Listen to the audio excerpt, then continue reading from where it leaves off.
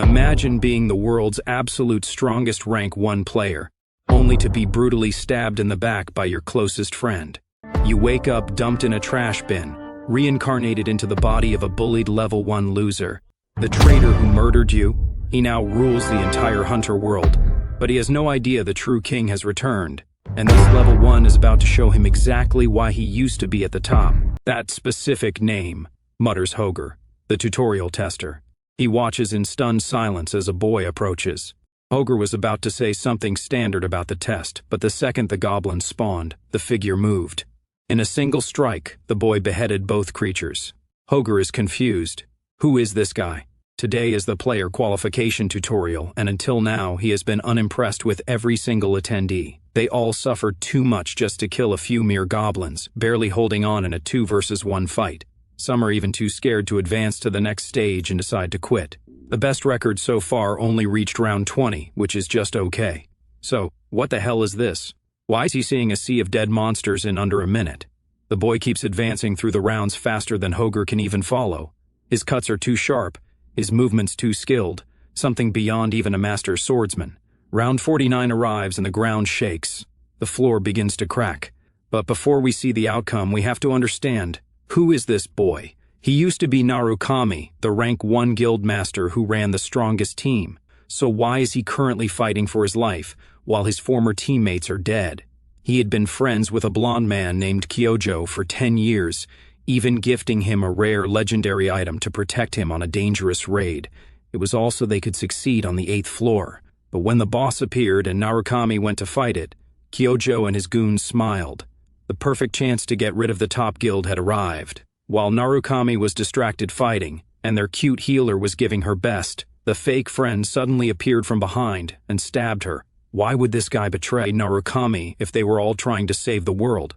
10 minutes later, Kyojo shouted that he hated how much they had helped him. He hated being in the shadow of Narukami and his number 1 guild, Blue Eyes. But today that changes. That's what the blonde traitor thought, but he wasn't ready for what was to come. Fast forward 20 years. A lid hits the floor and a boy pops out of a trash bin, asking himself if this is Earth. He is now Hasoi Subaru, a level 1 nobody with memories of people calling him a loser who couldn't compare to the real Subaru who died 2 decades ago. He checks online and sees the Blue Eyes Guild strangely still exists, and people are talking about carrying on his past will. The one claiming to carry that will is none other than Kyojo himself. The target for revenge is obvious, but Hasoi is just a level 1, while Kyojo has all his past power plus 20 extra years of leveling and farming. Still, Hasoi promises he will make this bastard remember who the real top 1 is. But how is he going to fight the man who now owns the hunter world? The roots of the blonde man's envy run deep. In that final battle when the boss used its first roar strike, Narukami stopped it with a single hit. While his companions drowned him in praise, Kyojo's envy only grew stronger. That was the moment he stabbed the healer and smiled at her death while Subaru was being attacked by the boss. It felt as if Kyojo was attacking out of pure anger. If we look back, we discover that Kyojo used to be in Narukami's team but left, claiming he had a new plan to become stronger. The plan was murder. Now we are back to the present, and the question remains, how is a level 1 going to kill the strongest guy on Earth? Plan A was to find information on the old players of Blue Eyes.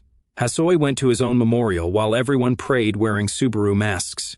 He saw a glowing flower above the casket. He rushed over, grabbed it, and recognized it as the effect of one of his old teammates' skills. On the day of the last battle, he had used a cyclone skill to push his friends' bodies away, so maybe they had a chance to survive. But if they are alive after all this, are they still truly his allies? With no power, rushing things is the worst. Before making contact, he needs to get his strength back. He needs a sword enhancement because, in 2 days, the player qualification tutorial begins. The only good part about Kyojo being alive is that he can eventually be killed. Now we return to the test day. The moment Hasoi achieves step 49, the place trembles. The floor cracks.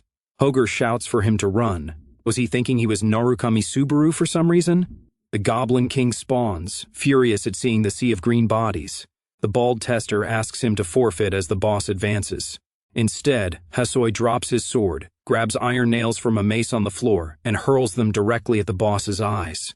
The creature staggers back. The moment it strikes down, Hasoi moves with sleepless precision derived from his past training. If that goth babe was my training partner, I would be that precise too. One hit to the jugular and multiple to the body. The unbeatable king is suddenly exhausted, and just like that, it falls face first to the ground.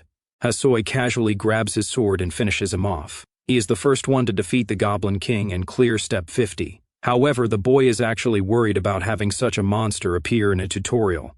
Regardless, he begins to level up like crazy and gains access to the tutorial shop.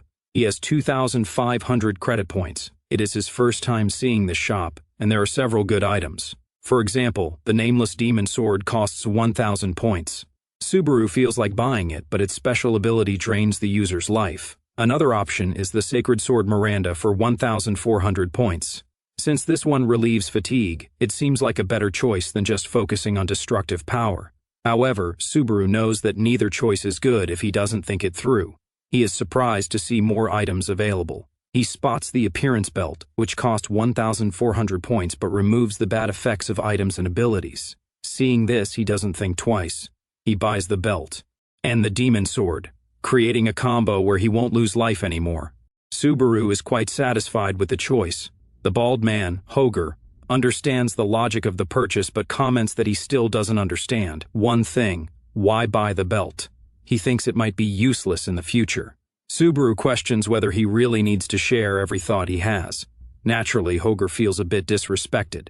In any case, the bald man decides to let it go but acknowledges that he misjudged the situation. In the end, Subaru thinks he never expected that kid to become an instructor. A long time ago, Hoger was a fan who asked for an autograph, and Subaru had bluntly told him he didn't have time for that. The boy had begged, almost crying, saying his name was Hoger. Apparently, time has not been kind to make him go bald so early. Anyway, Subaru says he doesn't want to answer anything, and asks for the results to remain a secret. Ignoring the cold attitude, Hoger says he will teach the boy to be a good citizen, and asks if Subaru would join the Knights Guild. Subaru replies with a flat number. Hoger panics, trying to explain how lucky the boy is to have an instructor guiding him. However, the protagonist simply goes upstairs, leaving the bald man alone and sad. Seconds later, on the second floor, called the Starting City, it looks like a fair is happening. Everyone is selling their goods. But Subaru is focused.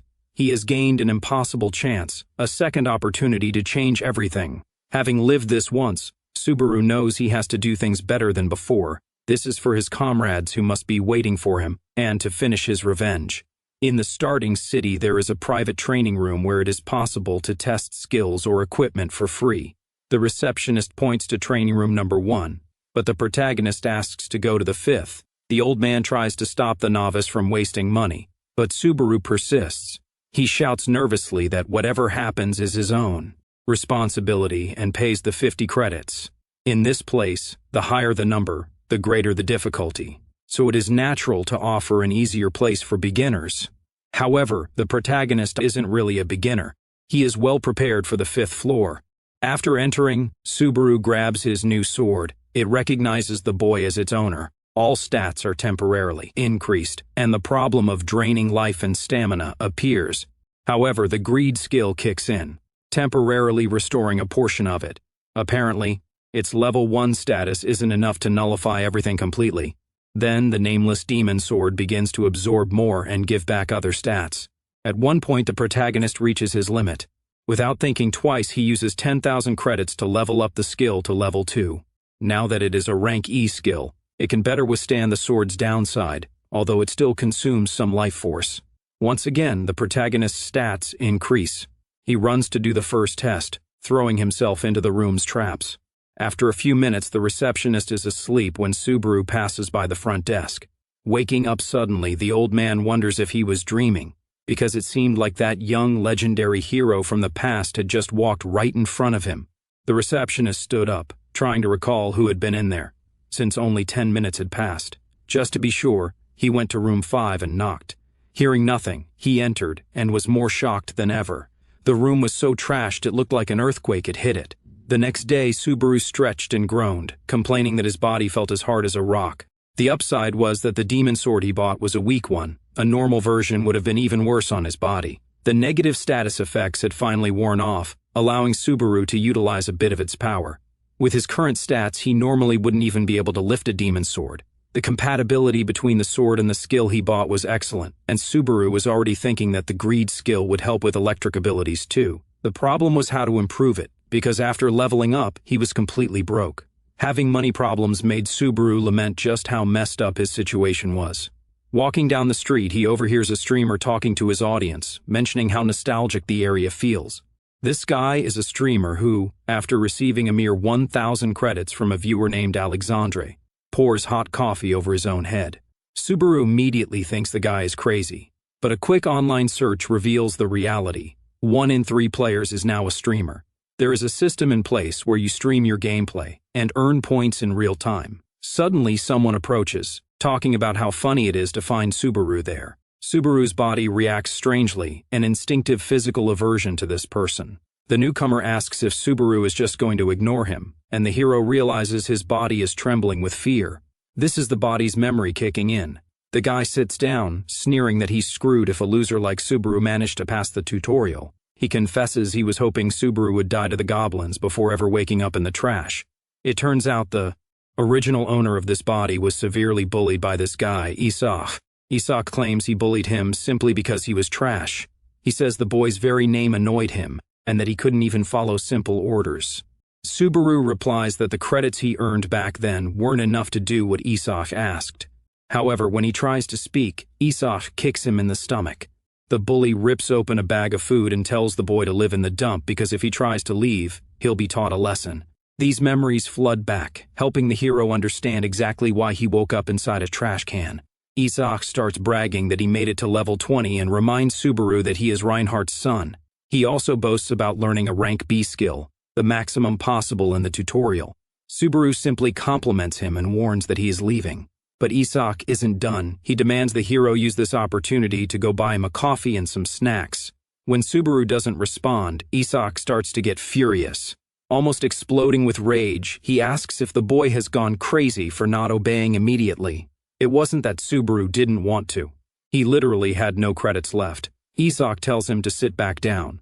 The hero really didn't want to waste time avenging the body's previous owner. He just wanted to leave without causing a scene. But the blonde bully grabs the protagonist by the arm. Isak angrily asks if Subaru wants to find out what happens when he's disrespected. The protagonist responds in kind, telling him to let go if he wants to live. The blonde, bursting with hatred, says Subaru shouldn't be so full of himself. Subaru thinks to himself that he can't create a scene in front of all these people. But suddenly, the blonde starts laughing uncontrollably. He asks if the protagonist is acting tough because he's scared, knowing he's just a weakling. He mocks Subaru, saying he must have barely escaped dying in the tutorial. But even though Isak is in a good mood, he warns that he can make Subaru disappear whenever he wants without anyone noticing. Then he leaves, telling his friend to take care, a label that irritates Subaru deeply. It is said that there are 2 ways for players to get stronger. The first is by completing tower challenges. Passing these challenges awards rewards and levels. It costs credits to enter, but at least you don't die. You just lose money and progress. The second method is hunting monsters outside safe zones or clearing special dungeons. This method is much faster than challenges, but the danger is real. If you die there, you die in real life. Now, Subaru is in the Orc dungeon, a pretty dangerous place for players. He decides it is better to take risks than to advance slowly, because dangerous also means better rewards. On his player kit device, Subaru checks the news again. A certain Narukami Subaru has 80,000 people watching him live as he raids the 4th floor.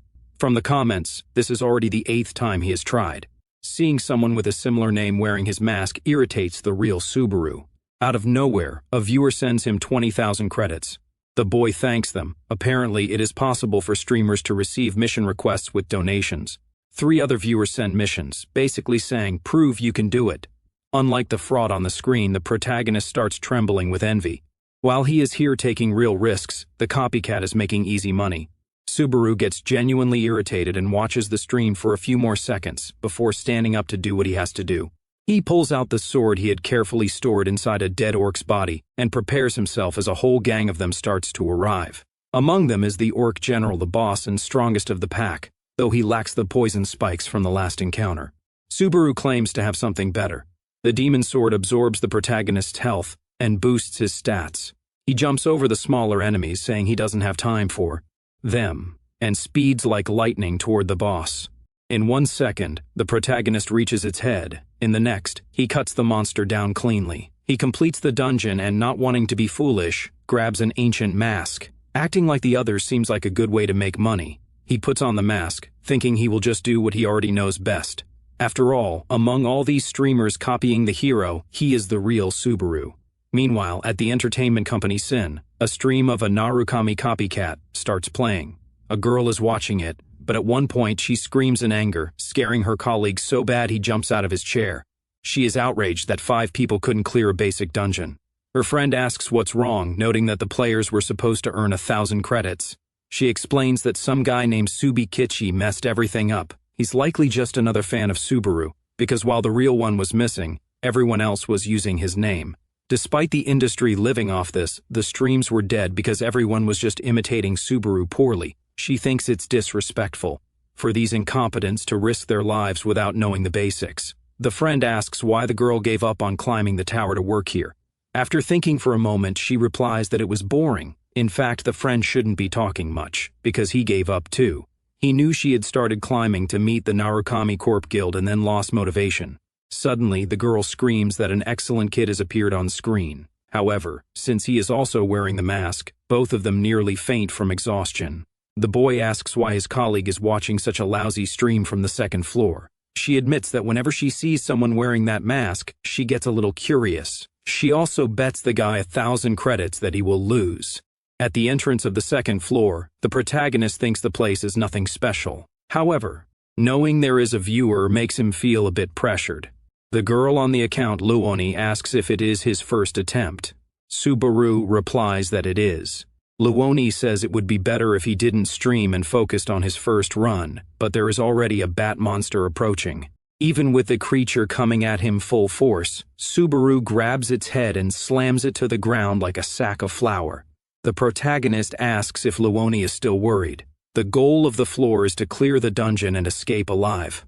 Another person enters the stream, but Luoni keeps insisting that the protagonist shouldn't be greedy. He thanks her but warns that there won't be any problems because he prefers to get stronger without relying on others. Obviously, everyone thinks he's crazy, but at least his name helps attract an audience. In the first match, a land creature goes straight for the hero's leg. However, he draws his sword and defeats the monster, saying that for now, he is going to rush through this. He defeats a mud merman and earns 2 achievement points. After the merman, several giant bats appear, flying in for the kill. The protagonist cuts them all down with a few swings of his sword. None of the viewers managed to see exactly what happened, it was too fast. Defeating the bats gives 2 points, and the merman gave 4. The hero explains to the chat, if you pay attention to the sound, you could notice how many were coming and from where they were coming. Loving this recap? Give us a thumbs up and subscribe to join the community. Your support is what motivates us to make more. And as the viewers were stunned, so Subaru decided to talk a bit more. It still wasn't enough. He wanted to earn as many achievement points as possible.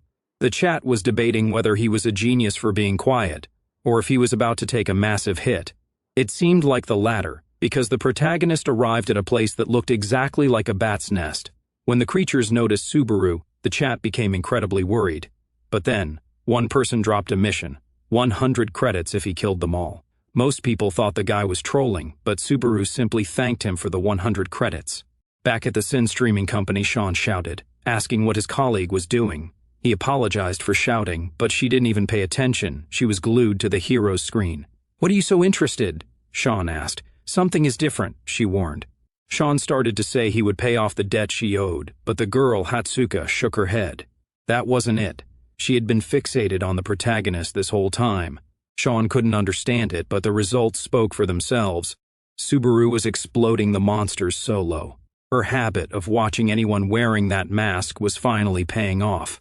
In the past, the original Subaru was praised because, even when he was countered, his breathing and focus remained perfectly steady. To others, his technique looked effortless, as if he already knew what the enemy was going to do. On screen, the protagonist thought for a moment before explaining. He realized he needed to articulate his moves because normal people couldn't just imitate him. Subaru explained that the key was making eye contact to make decisions. The one-eyed bats always attacked by lunging their heads forward. Therefore, the more of them there were, the more openings they showed. Subaru took advantage of this, using one swing to cut them all at once. To the viewers, these explanations sounded as simple as, if you move your foot, you can walk. At the end of the fight, the user Luoni Hatsuka reminded the boy not to forget to collect the credits. Subaru fiddled with his player kit, staying silent for a good while, until he finally admitted he didn't know how to accept the donation. The viewers couldn't believe he was so clueless, but Luoni walked him through it in the chat. Not wanting to waste time, the boy headed straight for the next objective. At the office, Hatsuka screamed with happiness. She said the situation was very bad, but her face showed she was loving every second of it. "Have you ever seen anything like this before?" she asked Sean.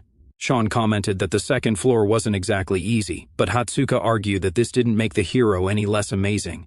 She was so dazzled she started to believe it was destiny. She even accidentally guessed that the boy was the reincarnation of Narukami Subaru. She always got like this when the subject was Subaru. Hatsuka was getting dizzy just talking about him, but Sean cut her off before she could start, planning to track the protagonist down. That was exactly what she wanted to do, but Sean was thinking like an investor. He warned that if they talked about this to the boss, they would get scolded. The two argued, but Hatsuka gave up for the moment to continue watching the live stream. Finally, the protagonist reached the most important area of the dungeon. This was the final stage. He leaned against the gates, and they opened on their own, revealing a monster sleeping inside. It was the warrior wolf named Greg, the floor boss. The standard mission objective was to earn the respect of the warrior wolf through a test. The system never said this was a monster to be hunted. It was a guardian. However, a viewer offered 3,000 credits if Subaru could defeat the wolf. In the protagonist's reality, that amount was huge. He was torn. Eventually, the monster stood up and began to speak to our hero. The first thing the wolf asked was if the protagonist was truly alone. Subaru told him to check if he wanted. Greg admitted he found the boy interesting and that he smelled like a very good warrior. The wolves of the warrior tribe could differentiate scents to reveal a person's nature. Basically, within a second, the wolf gave permission for Subaru to pass. But the hero apologized. "My objective is you, Greg." The wolf looked confused. Subaru explained he had a mission to kill him. Having sensed the boy's intent through his scent, Greg finally understood. Back at Sin, the two workers went to talk to the boss. The man, John, typed on his computer and asked about the size of the protagonist's audience. "About 20 people," Sean said nervously. "It's already surpassed 30, Hatsuka interrupted proudly. The boss asked if the two were joking with him. He scolded Hatsuka for not bringing someone with actual potential. John believed it would be better for her to become a streamer because she was quite skilled, but the girl simply ignored the comment. "He already has 40 people live," she informed him. Back in the dungeon, the wolf prepared to defend itself. The protagonist tried not to overthink, he just had to act. He pulled out his demon sword and focused on staying calm, even though it was his first time facing a boss like this. The monster leaped to attack with great speed, and Subaru defended himself at the last second. Greg unsheathed his sharp claws and tried to slash the boy. Subaru was pushed back, realizing the enemy was incredibly strong. Defeating him with brute force would be impossible, so he switched tactics, focusing entirely on dodging for now. Greg praised the protagonist, even though he taunted that the boy had no chance against him. Subaru struck the monster's claws at the exact right moment to execute a perfect defense, but unfortunately, he ended up with his back against a wall. The monster laughed, saying he had a bit of fun, and told the boy to say goodbye. When Greg attacked, Subaru focused everything on sliding beneath the warrior wolf. Having memorized the wolf's attack pattern, he tricked the monster into hitting the wall, causing its claws to get stuck. Subaru wasted no time. He delivered several rapid cuts to the wolf before landing the final blow that ended the fight. In the end, Greg didn't mind. He praised Subaru's talent once again before falling defeated to the ground. All of the protagonist's skills leveled up, and he earned 500 achievement points. The chat went wild, and he received the 3,000 credit reward from the mission. Now, with 3,150 credits and 618 achievement points, the door to the next level opened. When he entered, a bunch of element options appeared in front of him. There were about 16 paths, the number determined by the player's talent. If the protagonist didn't choose the thunder path here, He would have to change his name. He made his choice and was teleported to the next level. Back at the office, the tables turned. Everyone was getting as excited as Hatsuka. "There are already 60 people live. This isn't normal," Hatsuka shouted. The boss, John, agreed it was impressive because the kid had actually defeated the wolf. Still, Subaru was a novice, and it was risky to invest in him. Hatsuka slammed her hand down. "I want to make a bet." She told John that if Subaru failed to conquer the Thunder Path, she and Sean would work for 5 years without pay. "I do not agree to this," Sean shouted immediately. But John thought he had nothing to lose. Only the original Subaru had ever managed to clear the Thunder Path. Seeing Hatsuka's confidence, John agreed to hire the hero if he succeeded, while the girl clamped her hand over Sean's mouth to keep him from objecting. After choosing his element, the protagonist arrived at the start of the Thunder Path, but the moment he landed, someone shoved him aside, shouting, "Be careful!" That stranger barely saved both herself and the boy, because a dangerous giant with a massive club was standing right. The young man who pushed him shouted, asking what the protagonist was doing and if he wanted to die. Then a system message appeared, "Defeat the giant fragment." No one could understand why such a monster was appearing here. This was a giant that should only appear in the second half of the challenge. The hero realized that killing Greg must have changed the dungeon's difficulty. The giant slammed its weapon into the ground, but the protagonist managed to dodge. The young man from before kept saying they had barely escaped, but the protagonist focused on finishing this quickly before the stranger tried to interfere again. The giant left an opening when it raised its weapon. Subaru dodged the strike, and when the monster hit the ground, he ran up its arm, jumping high enough to reach its head. He plunged the sword into the giant's neck, ending the fight without even breaking a sweat. "Be quiet," Subaru whispered. But he didn't need to say it. After that defeat, the giant would remain silent forever. The system announced that the 4th stage had been cleared. The protagonist's level increased along with his stats, and he gained an item called Giant's Heart. The boy who had tried to help the hero stood there, confused, just like the people watching the broadcast. The young man started to speak more politely after seeing that scene. The young man asked who Subaru was, so he simply replied that he was the one who came to defeat the giant. Sometime later in the city, the protagonist spends a moment checking the chatter on his player kit. Everyone is dying to see the item he won, speculating that it is probably something rare. Since he is curious himself, he tells the stream they will look at it together. He pulls the giant heart from his subspace, a rare ring that drastically increases vitality and regeneration. He also received an armor set called Thunder Clap, which is imbued with the power of thunder. A viewer named Lovyukama Subaru donates 5,000 credits, cheering for Subaru to master the thunder element.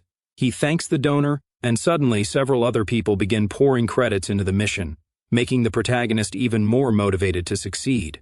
With so many people eager to support him, Subaru begins to recognize that perhaps he really was special in the past. Suddenly, someone knocks on his door. The boy from before enters, accompanied by a blonde knight in full armor. The boy apologizes for the delay and introduces the captain of the night village, Pelus. The two greet each other and start discussing the recent giant attacks. The young man explains that the knights represent the village's face. They stay on high alert 24 hours a day, and the citizens do the same. That explains why Subaru was received so poorly earlier. It was a tough situation, but Pelus is grateful that the protagonist protected lives while he was away. Pelus thanks him, but the hero says he only did what he had to do. Pelus is a brave knight who has spent his life facing the giant race. Changing the subject, the knight comments that they have located the giant chief, and they are willing to risk their lives to end this once and for all. The two bow to the protagonist, asking him to help save the village. The chat immediately floods with comments saying they don't want Pelus to die. Subaru remembers the game's lore. In the next stage, the knights usually don't meet a happy end. Regardless, he asks the boy to lift his head. "I understand," Subaru says. "I will help with everything I can." The knight thanks him, and the 5th stage begins. By late afternoon, a group of warriors accompanies the protagonist to the giant chief's location. Subaru checks his player kit, the stream is full of comments, and the viewer count is climbing. Finally, the knight orders the group to halt. They can see the body of a giant lying ahead. It is the corpse of the chief they were hunting. Pelus agrees to go forward to investigate while the hero stays back. However, the protagonist stops him before he can do something foolish. Suddenly, the ground starts shaking, forcing everyone to grab onto something to keep from falling. "That thing is already awake," the hero warns. The monster looks at the group, and suddenly, a horde of giants emerges from the ground and begins to give chase. It is hard to understand why there is suddenly an army here. Pelles feels helpless. There is no way to fight back. Then the worst-case scenario begins. Warriors are captured and devoured by the abominations, all while the giants wear psychopathic smiles, staring at the others who will be next. Pelles shouts immediately for everyone to retreat to the base of the mountain. As the disaster unfolds, some knights go into shock while others try to keep their composure. One loses his senses entirely after watching his brother get killed. Pelles screams that retreat is in order. He tells his men to think of their families and the village. If they die here, it is the end. Eventually, only Pelles remains on the front line, but the protagonist stands firm beside him, refusing to move an inch. The blonde knight shouts that Subaru needs to run too. "I need to lead the knights to fight another day. I'm the one who should be saying that," Subaru replies calmly. He asks why the blonde isn't running and explains, "I won't be able to fight at full strength while you are here." Pelles tries to argue that he can't run and leave a foreigner to handle this alone, but the protagonist insists. Reluctantly, the blonde leaves to gather reinforcements. Since he owes Subaru his life, he prays the boy comes back safely. The giants all stand up, focusing their attention on the protagonist. He doesn't wait to be attacked. He starts running. He shouts that he will be their opponent and quickly severs the leg of the nearest monster. In the blink of an eye, he cuts down another giant that was close by. The monsters begin to focus intensely on Subaru because, in seconds, he has already defeated 2 of them. Even if this was just a test, the hero refused to be the one left behind. While the fight rages, the blonde knight runs non-stop. At one point, he feels a surge of anger at himself for accepting the order to flee. Meanwhile, the chat doesn't believe Subaru will actually fight this out. In theory, Pelles was supposed to die here, but Subaru knew he could save everyone. He stays on the battlefield, defeating 2 more monsters with a single attack. Swinging his sword relentlessly, he sends another giant flying into the sky. The demon sword continues to absorb energy. Subaru starts to tire, so he changes tactics. He runs to clear a path to the chief, using the bodies of the giants to propel himself forward. He jumps over several smaller monsters, landing on heads, never stopping. Subaru keeps leaping from giant to giant, his equipment boosting his stamina just enough. He desperately needs to find the chief. By a stroke of luck, he spots him in the middle of the horde. The chief seems happy, eager to kill the protagonist. Subaru worries that if he doesn't finish this now, he really will die. As the monster prepares an attack, Subaru hopes his plan works. He snaps his fingers to activate the thunderclap ability of his armor. The thunder hurts the giants physically, but what drives them crazy is the sound. They all start thrashing around in confusion. Since even the boss can't escape the sonic attack, the protagonist jumps over him. Not missing his chance, he drives his sword directly into the giant chief's neck. It was such a quick move that the monster couldn't react. It falls backward, and the system notifies Subaru that he has won. All the protagonist's stats increase significantly, and the chat is left in awe. Subaru thinks that if this were a normal manga, he would strike a cool victory pose right now, but the weather is turning bad, and the greed bet can no longer restore his stamina. Even after clearing the stage, the monsters do not disappear until the exam officially ends. Continuing to fight now is a situation the protagonist wasn't prepared for. He had almost fallen just now. However, since stage 5 is complete, the sky closes in. A giant bolt of black thunder falls from the clouds, striking Subaru directly. At the same time, miles away, a different scene unfolds. In a cabin in the middle of the forest, Rina sits watching her player Kit. Shigura arrives and asks what she is doing. Rina says she is just enjoying the breeze. Shigura agrees that Rina should enjoy it, because the end will come for them soon. When she tries to talk seriously, her friend ignores her. Shigura becomes curious about what is so interesting on the screen. Rina shows her the live stream of a guy named Narukami Subaru. Just by Shigura suggesting he might be the real leader, Rina gets irritated. She says he is just an annoying streamer from the second floor. She reminds her friend of the reality. If Subaru had survived, Kazuki would be screwed by now. Rina knows the leader is dead and wants her friend to accept it. Shigura disagrees. Rina shouts, asking how long she thinks the hero will hide, but Shigura responds by asking the same thing. How long are they going to just keep watching? Rina says she is just killing time, but she is surprised when she looks at the screen again. Shigura looks too, and her face mirrors the shock. In the test, the protagonist manages to harness the thunder element against the giants, channeling electricity through his demon sword. He becomes much stronger, cutting down not just one, but every giant that comes near. When he finishes, Subaru realizes he won't have the strength to walk back. He defeated the monsters, but he pushed himself too far. Fortunately for the boy, he isn't alone. Payless really did go to get reinforcements, and when he finds the hero standing there, he runs to help him. The protagonist can't even speak, his eyes close, and he faints. Back at the Sin Entertainment Company, the atmosphere is tense. They have stopped watching the broadcast. Sean and John try to think of a way to comfort the girl. Hatsuka seems to be crying, but in reality her face is just red from embarrassment. She had sent a message to the hero and didn't want him to think it was just business. Sean reminds her that it was indeed a work contact. Hatsuka shouts that she is much more of a fan than a manager, so her reaction is normal. Changing the subject, she says she already told the director, the Thunder Power, that only the original Subaru possessed is now held by this new player. John has no doubt that the boy has done something worth paying attention to. Suddenly, Sean announces that the hero has read the email. Hatsuka almost faints from excitement, but unfortunately for the poor girl, he only viewed her message. As a result, the girl's enthusiasm went straight down the drain. On the same day, a streamer specialized in analyzing player combat prepares to go to work. Okwai has gained a significant position in the community with his opinions and tutorials on how to defeat enemies. He watches various videos of players with great attention, including Kurokawa Amon, who recently entered the Blue Zone, and also Kazuki, who is currently the face of the players and will have his skills analyzed. Okwai acknowledges that Subaru is a legend, and there is no one better to serve as the standard. So, he thanks all the viewers for being present, and announces that today's topic is about Subaru. Okwai goes to see what is happening in the current live topics, and ends up on the protagonist's stream. Even he becomes worried about the hero's ability, noting that he is using his new powers very well. Okwai explains that the hero is controlling the flow of battle perfectly and putting the necessary force into the sword without wasting any energy.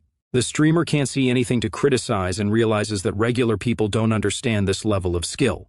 He then comments that this player will become someone important and that they should all be paying close attention. In the end, Okwai almost forgets to use his unique ability, but activating Hawkeye's, he declares that the boy's control must now be better than even Subaru's was at his peak. The next day, the protagonist wakes up startled. The system warns that Stage 6 is still paused and asks if he wants to interrupt the challenge. Even though his fatigue is technically normal, the hero still feels quite tired. In any case, checking the player kit, Subaru notices that his audience has increased while he was sleeping. So, he apologizes because he will take some time to rest and ends the broadcast. The protagonist teleports to the waiting room of the challenge and sees a gate ahead. Then, another message from Hatsuka arrives, asking him to pay more attention to the proposal. Subaru thinks right away that it's spam, but his expression changes when he sees that it was sent by the entertainment company Suiten. Later back in the city, Subaru looks at the player kit. He learns about the company that invests in players, which is quite large since it works with entertainment. The affiliated streamer from Suiten, Okwai, praised our hero so much that it was going viral. Subaru notices that the comment section is a war zone, but he is also happy about the compliment and thanks Okwai for his good taste. Outside where the protagonist is, Isak starts to approach. When he hears the news from Hawkeyes about the hero having potential, he gets very angry because the boy is only on the second floor. Isak has to control himself a lot to avoid losing it, but when he enters a tavern, he becomes much happier because he finds the protagonist inside. Isak tries to talk, but Subaru ignores him, so he goes to the table and throws the hero's hot coffee cup on him. After finally getting attention, the boy apologizes and pretends he is just now seeing the guy. Isak comments that the second floor is quite a small place, but the hero still doesn't pay attention. Therefore, the blonde asks again for the coffee and the sweets he requested the first time, but he gets furious because Subaru was about to leave. He shouts that he warned him last time what would happen if he kept doing this. Then he grabs the protagonist and tells the hero to apologize if he doesn't want to die. But the hero pushes Isak's hand away and says he doesn't have time for this nonsense anymore. He squeezed so hard that the blonde's hand almost broke.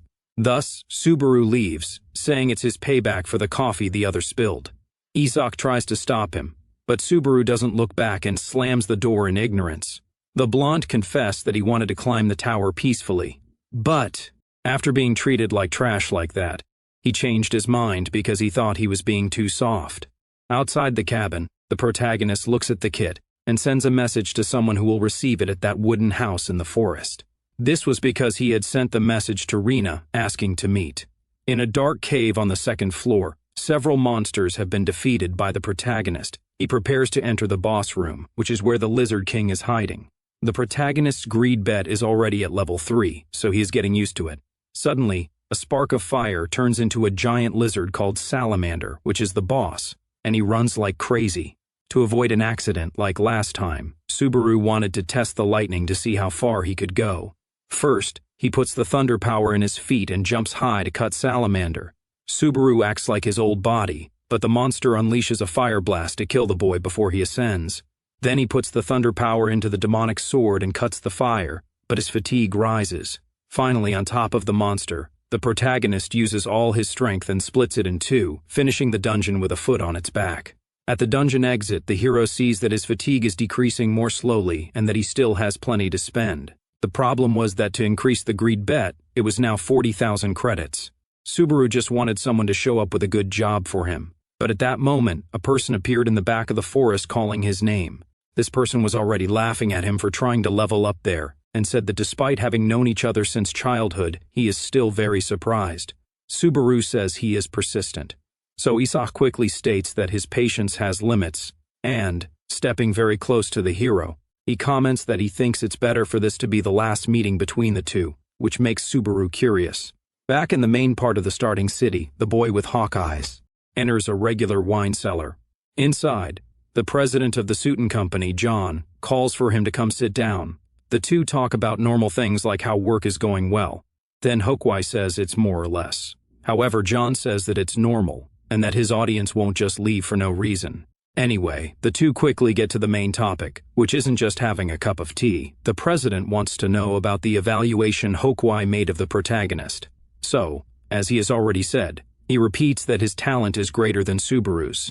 John doesn't question his friend's intuition and reveals that he intends to hire him as well. For this reason, the hawk-eyed one says that the president has a good eye for business. After hearing his colleague's evaluation, John is sure he should hire Subaru. Then he asks the streamer to collaborate with the protagonist to increase views. Back to the protagonist fight. Now only the two of them were there, and the hero agreed without fear. Isak starts saying that bad things happen when you enter a dungeon alone. He also mentions that the boy got this far by luck, mocking him for wanting to be Subaru. In fact, the blonde wanted the name of the blue-eyed leader to disappear because everything about him irritated the boy. Subaru feels a bit exhausted, living in a time when everyone has some feelings for him. So he asks why the villain is so obsessed with bothering him. Isak immediately says it's because of the name. But Subaru replies that everyone seems to like his name. To explain, the blonde reminds him that the protagonist knows who his father is, but the hero still doesn't understand. Then Isak says again that he is Reinhardt's son, which makes Subaru remember the saint of the one-hit sword. In the past, the protagonist won a fight and caused a huge uproar. Subaru from the Blue-Eyed Guild had suddenly appeared and defeated the ranker Reinhardt from Runeterra. All of this with just one attack, and in less than a second. Back. Reinhardt wanted to keep fighting, but after trying to get up, he fell flat on his face. In the present, Isak again shouts for the protagonist not to say his father's name. Subaru still tries to understand if the hatred is because of his name or because of his father. And he also tries to explain that Hosoi Subaru suffered a lot for having that name. However, the blonde gets tired of listening to this nonsensical conversation and creates a ring of fire around the two. Then, with his hands full of flame magic, wanting to end this quickly, he tells Subaru to shut up and just die already. Isak says he hates Subaru and also hates how everyone treats him like a god. Although from what he knows, it's because of him that his guild was exterminated on the 8th floor. Isak says that's what they deserve and hopes they are burning in some hell right now. The blonde throws a fireball saying that the hero's luck ran out when he was born with that name, and it explodes on top of him. Isak huffs in exhaustion, complaining that he didn't control his strength very well, but he's happy just thinking about going after the masked streamer next time. Then, when he hears the word masked, the protagonist emerges from the explosion wearing the mask and asking if they are talking about him. Isak screams that it's impossible for the boy to be fine after taking that fireball to the face. But the protagonist declares that he hates it when people shout, and he hates listening to an idiot like the blonde even more. He punches the boy right in the stomach, dropping him to his knees. Isak gasps, unable to speak properly after the blow. The hero mocks him, and Isak can't believe this is happening. Subaru then invites the boy to play a game. He asks his colleague to guess who he really is. Is he Hosoi Subaru, the masked streamer Narukami Subaru, or maybe even the real Narukami Subaru from the Blue-Eyed Guild? Isak starts to realize that the protagonist is indeed the famous boy from the streams. However, he refuses to believe it's a big deal for a loser like him to acquire the thunder element. Isak sneers that a nobody like the hero can't possibly win at this level. He claims this proves he is superior to the real Subaru of the blue eyes. Exploding with rage, Isak lunges at the protagonist. But Subaru reacts brutally, slicing into the boy's arm. While the blonde tries to process the pain, the protagonist asks how he can remain so confident. Isak is confused. But then he recalls when Subaru spoke about Hosoi's suffering, as if he were a completely different person. It finally clicks. The protagonist is the real Subaru. But the realization comes too late. Before he can react, he is completely cut down. With 2 decisive strikes, the fight is over, and the blonde passes out. The hero remarks that this is his thank you for borrowing Hosoi's body. Later, in a regular restaurant, patrons whisper about having a Subaru fan in their midst. They feel secondhand embarrassment seeing him in the mask, realizing he is doing a live stream. After some reflection, the hero decides that wearing the mask all the time is actually a good strategy. It keeps enemies from knowing his true identity. Finally, the person he was waiting for arrives. Hatsuka says it is a pleasure to meet him and confirms she was the one who sent the message. She introduces herself but can't help showing her embarrassment. The two shake hands with great respect. Up close, the girl notices that the boy looks exactly like the real Subaru, as if the legend had come back to life and was hiding his face behind a mask. Subaru asks if something is wrong. Hatsuka almost explodes with anxiety, remembering her boss told her to make a good impression, yet she feels she is already messing up. She starts scratching her head out of stress. To break the ice, the protagonist asks if she is a fan of Subaru. When Hatsuka says yes, the hero tries to downplay himself, but she clarifies that she is a fan of him, the streamer. Hatsuka proudly admits she has been watching his live since the beginning when he had 0 viewers, and she was genuinely worried when he entered the Giant's trial. The protagonist thanks her for her support. Hatsuka mentions that their meeting feels like destiny, which is why she reached out through the company profile. She quickly composes herself to be more professional and discusses the contract, covering everything from commercials to events. She explains that the company will do everything possible to build the hero's brand. All he has to do in return is keep streaming. Subaru asks if every streamer has such a good life, but the girl explains that he is a special case. He interrupts her explanation of the conditions to ask if all the managers are like her. Hatsuka tries to assure him that others are better, fearing he hates her style. However, while the girl thinks she is in trouble, Subaru is actually assessing her power level. He realizes her level is high. That is why he remained quiet. If a mere company manager is this strong, he knows he needs to become much more powerful. Hatsuka grows increasingly sad at his silence, but suddenly, the protagonist says he thinks he can trust her. He extends his hand to formalize the contract with the suit and entertainment company. The girl thanks him for his trust, nearly crying with emotion. The next day, the protagonist starts a live stream, and 703 people immediately join. He is shocked that the views increased so much overnight. Realizing Hatsuka has been working hard behind the scenes, he calls on the audience to enjoy the show he is about to put on. The protagonist begins Stage 6, Legend of the Thunder Path. On a rainy day inside a tent, a group of knights is devising a plan to advance. Palis asks if the protagonist has arrived yet. Falcon says no. Another knight asks if they can really trust him, noting how hard it is to believe a foreigner defeated the giant chief alone. 2 others argue that the blonde knight wouldn't be so naive if he hadn't seen the boy fight. Pelis shouts for them to stop talking nonsense. Just as they are discussing him, Subaru appears. Pelis immediately checks on him, and the hero says he is fine. To the others, the protagonist's mask looks quite suspicious. The hero realizes they don't believe he defeated the giant. Remembering that Hatsuka arranged a setting to mute his microphone for the stream, he candidly tells the NPCs that they are being very arrogant. Before the tension escalates, an older knight named Dale thanks him. Subaru says it's a pleasure. The old man explains he was defending the village when they were attacked. The hero immediately asks if there is anyone more powerful than the chief. Dale explains that the true giants, who once fought against the gods, were sealed away and disappeared long ago. The ones that exist now are merely remnants of the best. However, Dale loses his composure talking about a specific giant that appeared after the hero killed the chief. A heavy atmosphere fills the room, but the protagonist thinks fighting it sounds simple enough. Dale lacks the courage to ask for help, noting that the hero is only confident because he hasn't seen the monster yet.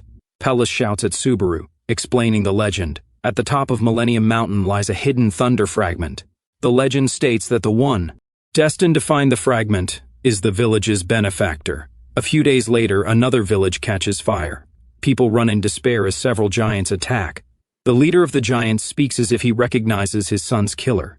He picks a knight up from the ground and, holding him in the palm of his hand, simply crushes him into a pulp, vowing to avenge his son with human blood. Subaru is already very close to the chaos and sees the monster descending the mountain toward the city. The chat gets scared because the giant looks like a psychopathic killer. Flashback to 3 days earlier, the blonde knight had told Subaru it would take 3 days for the giants to arrive and urged him to flee if he couldn't find the fragment. So, the hero went to Millennium Mountain to find the power of thunder. He wasn't afraid because he trusted he could overcome any challenge. The problem was that this catchphrase was the same one he used in his old life.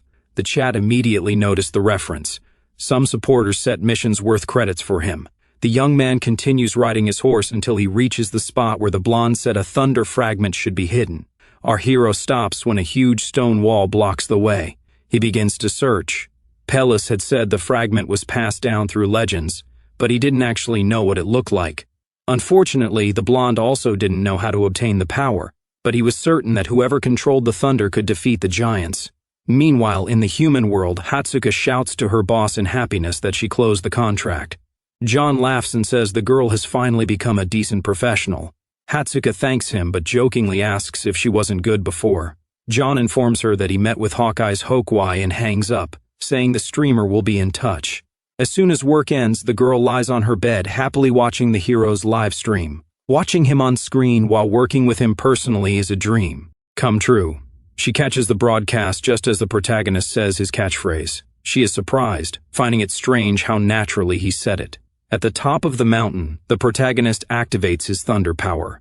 The chat thinks he is nervous. The hero punches a hole in the stone wall, but he doesn't stop there. He continues striking harder, creating an explosion of lightning. He feels happy because he is finally close to finding something important. Everyone in the chat asks what is happening. Only Subaru can feel that a thunder power is calling to the thunder within his own body. This power is behind the door he just discovered on the mountain. As he moves forward, the chat discusses that the protagonist doesn't have a key to open it. However, he extends his hand. As soon as he touches the stone, lightning arcs across the surface. Once again, the protagonist gathers electric power in his hand and clenches his fist to attack. He already knew the secret to opening the door. Instead of looking for a key, he simply intended to break it down. When the protagonist's electric power touches the door, it reacts, trembling all over, and like a magic trick, the gates open by themselves, inviting our hero to enter. He takes a deep breath and walks forward to face the final challenge. As soon as he passes through, the gates slam shut, locking the boy inside until he finishes. Meanwhile, back in the tent where the protagonist was just moments ago, the group continues discussing strategies. The old knight asks if Pelles really believes the hero will obtain the power of thunder. Pelles answers yes without a second thought. Dale notes that the leader puts a lot of trust in the boy. But for Pelles, there is no reason to doubt. Suddenly, a person appears, shouting that everyone is going to die even if Subaru succeeds. Trembling in fear on his knees, the man cries that his colleagues don't understand the power of the giant they are about to face. Pelles approaches him, asking if that means they should just give up.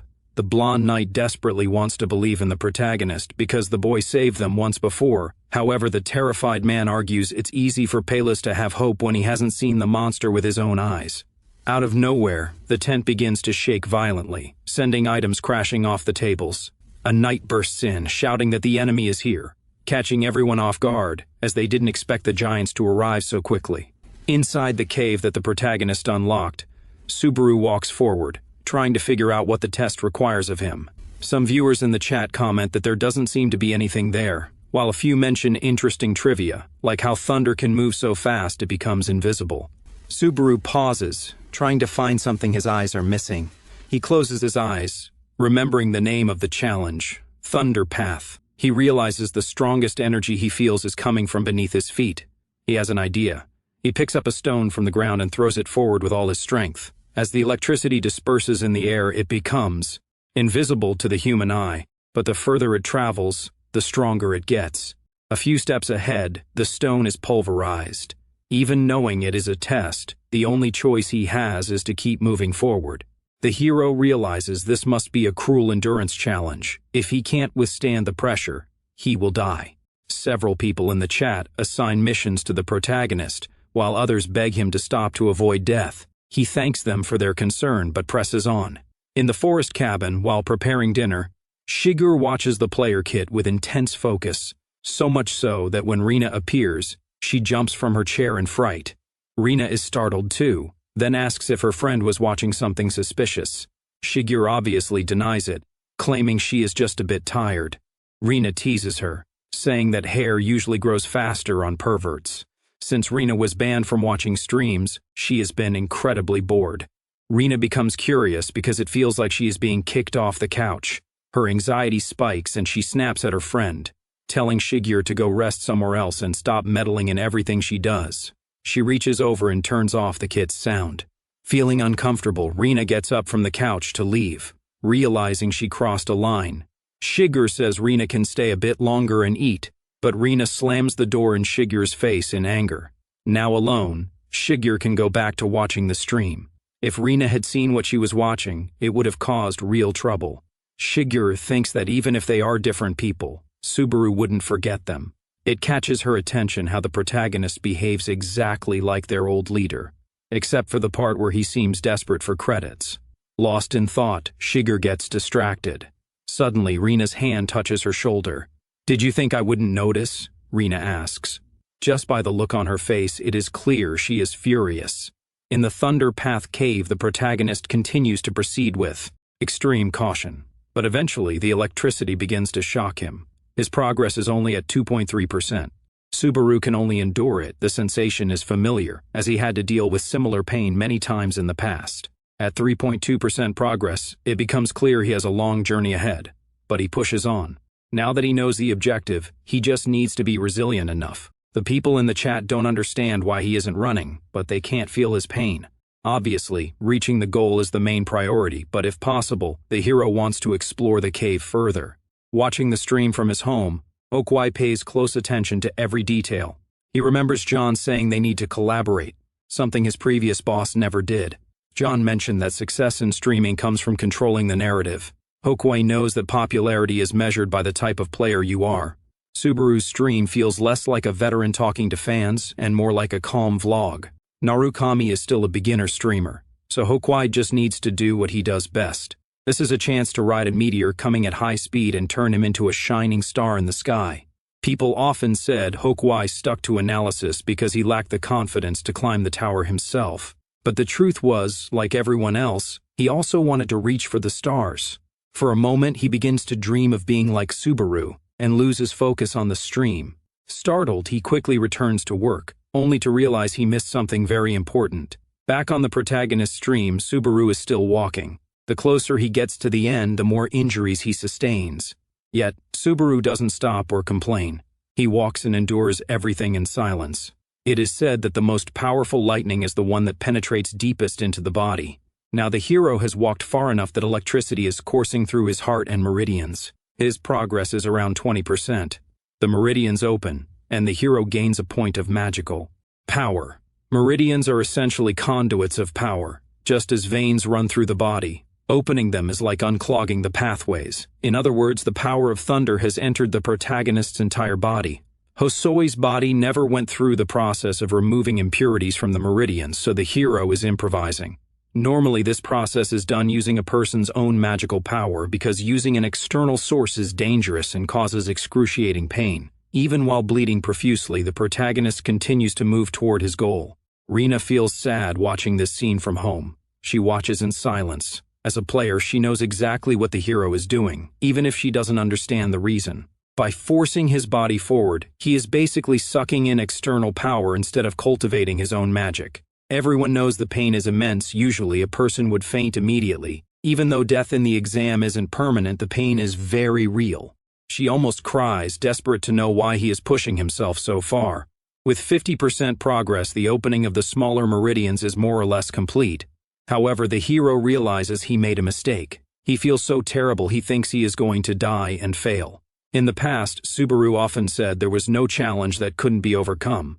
That was how he motivated his teammates because in the end, he always won. But now, he is regretting everything. He feels that if he hadn't spoken with such arrogance in the past, maybe none of them would have died with him. To make matters worse, Subaru remembers that the last words he heard from the blonde were about his arrogance. All of this was his fault. He keeps walking as far as he can, but eventually the hero falls face first to the ground, unable to move his arms. After fainting, the protagonist wakes up in a green field, back in his old body, unsure of where he is. When he turns around, he is shocked to see all his companions having a picnic. Shu, Saud, Kei, Iori, Shigure, and Rina are all there together. Despite it seeming like a dream, he runs to his friends. As he gets close, Subaru starts to cry because everything feels so real. He laughs and says he had a terrible dream, wanting to tell them everything. But his friends respond by accusing the hero of causing their deaths. Subaru becomes desperate. The girl who was stabbed by the blonde asks why he didn't protect them after boasting so much about being good. The campfire at the picnic transforms into a sinister red fire. Subaru tries to scream and explain himself, but his friends morph into unrecognizable, vengeful souls. The hero screams even louder, begging his companions not to leave him alone. He becomes so desperate that he falls to his knees and pleads. Suddenly, an explosion ends everything. Back in the real world, Subaru wakes up, realizing he suffered a hallucination. His progress is at 97%. He is still severely injured, but he is close to the end. Despite the nightmare being terrifying, he is grateful. It reminded him of the reason he is alive and what Kazuki did. Meanwhile, in the test village about to be attacked, the entire population stands with the knights, prepared to defend themselves. Curious about the title? Leave a comment asking for the name, and I'll make sure to reply and pin it for everyone. Even though they are terrified because at least one of the giants has already breached the wall, the knights scramble to locate the true boss. Some start whispering that the hero must have fled, but Pelle shouts that he hasn't. He reminds them that first, they entrusted the future of the village to a stranger, and now they are doubting the leader. That is why the blonde knight asks if the complainers aren't ashamed to call themselves knights. Dale quickly states that the leader is right. Before blaming anyone, they need to protect the village. He draws his sword, glowing with magical energy, and asserts that knights exist to protect, not to be protected. Then, taking the front line, Dale and Palis rush to face the monsters, willing to die with honor. At that exact moment, the protagonist finally reaches 99% progress. He manages to spot a core of electrical energy and guesses that it is the objective of the test. The problem is that his fatigue is also hovering near 100%, but being so close prevents him from giving up. Back in the battle at the village, Dale runs at full speed and, using his sword, he slashes the leg of a giant. The monster screams in pain when hit and tries to grab the old man, but fails. Then the blonde comes from behind, telling his colleague to leave the rest to him as he climbs up the giant's body. Upon reaching the height of the neck, he jumps over and slashes the giant from all directions. The giant is exterminated in a second and falls backward, defeated and unable to do anything. Seeing this gives the knights a glimmer of hope. They descend on the monster's body to vent their anger and fear. Then Pelle says that now that they have killed the most powerful giant, they can finally rest. But Dale unfortunately warns that this was not the boss they were talking about. While they remain unaware, the other knights are surprised by the ease of the challenge. One of them thought things would get easier now, but suddenly, he is crushed instantly. From afar, Pellis and Dale can only see the shadow, but the blonde already understands that this enemy is on another level. Returning to the protagonist, his progress reaches 99.99%, and he manages to grasp that core of electric energy. That is why Subaru shouts that this will be the first step of his revenge. An explosion of electric energy occurs, but it quickly fades. When it clears, it seems he has finally managed to finish. However, the moment he starts relaxing, a shock runs through Subaru's body because the opening of the smaller meridians is completed. If he had been hit one more time by anything else, he would have died. But luckily, the protagonist only fainted after completing the 6th stage. From afar, John is bothered by how the protagonist always goes to the limit, thinking he doesn't know when to stop streaming. In a call with Hawkeyes, the two discuss watching Subaru's live stream. But Hawkeye shouts over his boss that the hero is going to become a star both as a player and as a streamer, just like Narukami. Hawkeye says that what the hero is doing is exactly what the audience wants because it is closer to reality.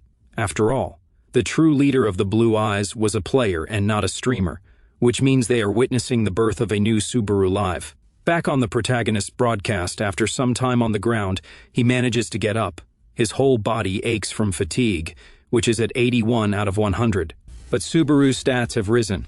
Since he passed the 6th stage, he gained several credits from his viewers. Now the protagonist has about 20,000 of them, which is half of what he needs to increase the level of the greed bet. At least now he has the key to defeat the giants, an item called the Spear of Lightning, which is legendary and unknown to the chat. Even though it is for one-time use, this is something that can usually only be found around the 8th floor. Therefore, the protagonist stores it for now, noting that items of this level can change depending on conditions, and finally heads out of the cave to defeat those things. Returning to the attack on the village, the knights encounter a monster the size of a building. This is the true giant that must be defeated, and it is already very close to the walls. The monster king, Grog, screams deafeningly loud. At that moment, a knight runs away, and Palis questions what he is doing. Crying, the boy says he warned them that they didn't know the size of the problem. He runs to the monster's feet, kneeling and pleading for the giant to have mercy on his life. But unfortunately for the boy, the giant feels offended by having a worm asking for favors. Dale goes to help his companion get up and leave, telling the two to run. However, he stays there too long. When the blonde shouts a warning, Grog steps on both of them, killing them instantly. Pelis's motivation begins to fade because he sees no way to win or escape. In fact, everyone there is trapped like birds in a cage. Pelis is scared at first, but then becomes even angrier. He screams desperately that he knows who killed the giant's son, and this manages to catch Grog's attention as the giant asks where the murderer is. The blonde trembles but points his sword toward the mountains, saying that is where Subaru went. Obviously, the boy sends the monster to the wrong region, but Grog is no fool and figures out that the knight is lying. Therefore, Grog asks if the human who killed his son is truly not there, or if Palis tried to deceive him. He prepares to kill the knight for that, but a lightning bolt strikes the mountain, catching the attention of the giant and the knight. In fact, it catches everyone's attention because it is something enormous. So much so that Palis immediately thinks it is the protagonist. From the top of the mountain, our hero initiates stage 7, called Lightning, which is the last part of the test. If anything stronger than this appeared, it wouldn't be possible to defeat it on the 2nd floor. Finally, the hero isn't afraid and decides there's no need to think too much because he will defeat the monster with one attack. For now, Grog is stronger than the hero, so he needs to strike first. At that moment, the protagonist activates the lightning spear, and the power is so great that it changes the clouds in the sky. The spear creates a red stormy sky with black thunder with just 10% of the total activation. The protagonist's fatigue rises, but the item materializes in his hand. At 33%, it starts to form the image of a black lightning spear. Unfortunately, the greed bet can't eliminate the negative effects. Subaru understands that he still doesn't have the strength for a legendary item, and his fatigue reaches 88 with 50% activation. After a while, the protagonist realizes that the monster has noticed him on the mountain, but it was obvious that he would attract attention after making so much noise. Grog no longer pays attention to the blonde, because seeing those lightning bolts makes him sure that the killer of his son is that man. Pelis shouts, trying to get the monster's attention, but it doesn't work. Although, he has something else to worry about now because the village is full of smaller giants. Grog focuses on that light on the mountain, thinking that his son must have suffered a lot. So, he runs like a madman, shouting that he will make sure the hero feels at least a piece of that pain. The monster knocks down trees and everything in its path, and the protagonist is already 88% ready. He knows it will be an all-or-nothing shot and that he might miss, but because of that, he doesn't take his eyes off the target. In the past, a teammate gave him a tip, telling the hero not to get distracted when he wanted to throw a spear. The tip was to throw in a straight line and discard all unnecessary thoughts. The boy also said that what mattered was the shape of the spear, especially since the hero was different from other spear throwers. After all, he was the leader of the Blue Eyes. With 95.2% of the skill prepared, Subaru is still worried, but he remembers the advice for when he wasn't going to throw a normal spear. In that case, the boy said that instead of throwing it, he should detonate it. When the monster gets very close, the chat gets desperate, urging the protagonist to throw it already, but his strategy is to wait until the last moment. So the monster continues climbing, and at one point, it leaps toward the hero. It lands right on top of Subaru, so the hero focuses hard on the monster, and when the preparation reaches 100%, he is ready to attack. He only has one chance, so all he thinks is that he needs to hit regardless of what happens. The hero's arm burns with the lightning, but he throws it when the giant is just a few meters away from touching him. Thus, he manages to prevent Grog from dodging, hitting his forehead and making the monster fall instantly. When the lightning strikes the giant, he explodes. While being incinerated, Grog shouts his son's name until he disappears. In the end, everyone in the chat can't believe that Subaru won. Stage 7 is completed, and all the protagonist's stats increase. Thus, he also receives a reward called the Heart of Thunder. Subaru is confused, but the item activates on its own, emitting a blinding light. Suddenly, the protagonist opens his eyes in a place he doesn't recognize. In front of him looms the shadow of a giant. He tries to scream, but his voice doesn't come out at all. Moreover, the protagonist's body won't move. Alongside the giant, several other nameless shadows appear around Subaru, staring at him intently. It seems they are trying to show him something, but before they can, his hand starts to shine, and a beam of light blasts the scene away. Back on the mountain, the system announces that the main mission has begun. It informs the hero that he can look for clues in the village using the Heart of Thunder.